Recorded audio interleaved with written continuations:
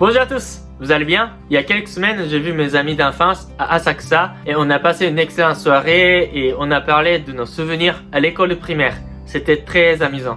Et je me demandais si je partage mes souvenirs d'enfance avec vous, ce sera intéressant ou pas. Donc, j'ai décidé de faire une vidéo sur mes souvenirs de l'école primaire. Et si ça me plaît bien, je ferai une autre vidéo pour partager mes souvenirs du collège avec vous.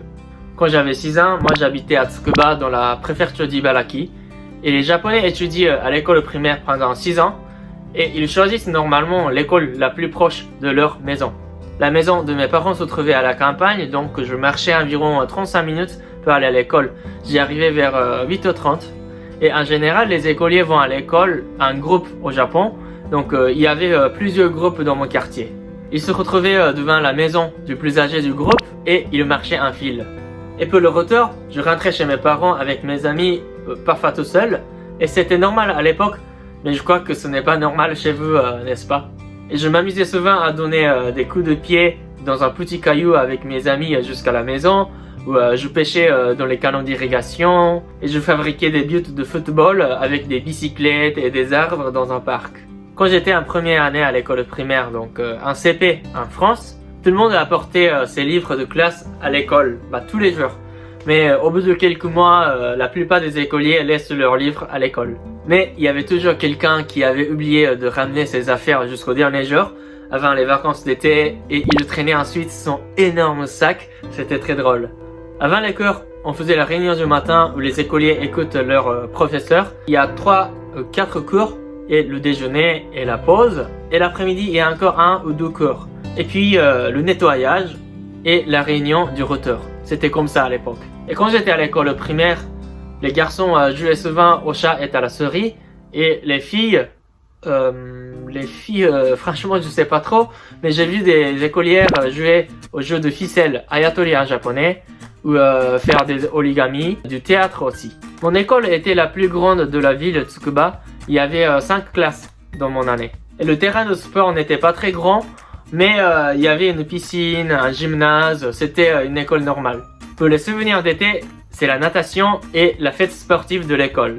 Les écoliers font de la natation à la piscine de l'école avant les vacances d'été, mais ce ne sont pas les cours de natation qui m'ont fait une forte impression. C'est la piscine après l'été. En automne, personne n'utilisait la piscine, donc elle était très sale et elle devenait verte à cause d'algues. Un ami à moi aimait les insectes aquatiques, il allait en pêcher dans la piscine. Comme par exemple des tagame, des sortes de punaises aquatiques, ou des araignées d'eau, ou encore des menthes aquatiques. La fête sportive Taikisai en japonais reste bien gravée dans ma tête. Les écoliers s'entraînaient pour la fête pendant 2 ou 3 mois. Même s'il faisait très très chaud, les écoliers devaient attendre les indications de leur professeur pendant longtemps, en dehors, et c'était parfois pénible. Alors, les événements les plus importants pour les écoliers, je crois que c'était le changement de place, sekigae, et le déjeuner. Le changement de place avait lieu régulièrement et parfois ça dépendait de l'humeur du professeur. Ça se faisait normalement au tirage au sort et ils voulaient s'asseoir près de leurs meilleurs amis ou les belles filles ou les beaux garçons, donc c'était très sérieux.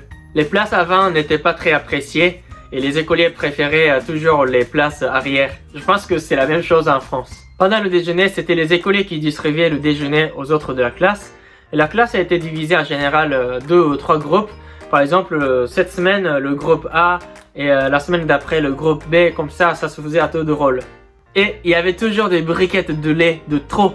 Dans la classe, il y avait toujours des absents ou des enfants qui n'aiment pas le lait ou qui sont allergiques. Donc les autres commençaient à se battre pour des briquettes restantes. Dans la plupart des cas, ils se battaient en jouant au jeu des ciseaux. Et une fois par mois, il y avait aussi un dessert. Et c'était aussi un grand événement pour eux. Et puis, il y a d'autres choses qui arrivent souvent à l'école primaire au Japon. Par exemple, il y a au moins un garçon dans l'école qui s'habille en chemise à manches courtes et en pantalon court toute l'année. Vraiment toute l'année, même en hiver, même il neige, il est toujours comme ça. Et dans mon école, on avait un concours d'exercices d'arithmétique. Ça s'appelait STEP, je crois, j'en suis pas sûr. Et il y avait un 100 exercices en tout.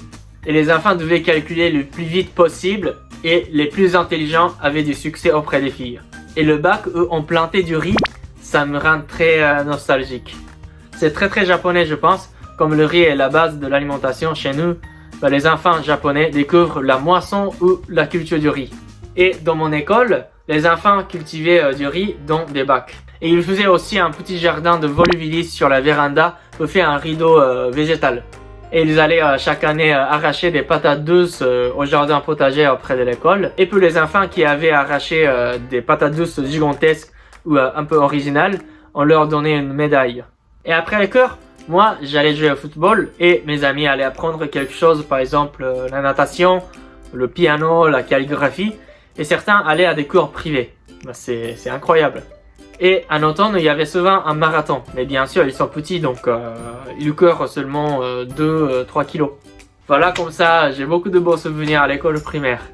Bon, je m'arrête ici, je suis un peu fatigué. Alors, merci d'avoir regardé la vidéo. Et si ça vous plaît bien, bah, n'hésitez pas à laisser voilà, vos avis en commentaire. Et n'hésitez pas à partager en fait avec moi vos souvenirs d'enfance. Bah, à l'école primaire, au collège, au lycée. Ja, matane!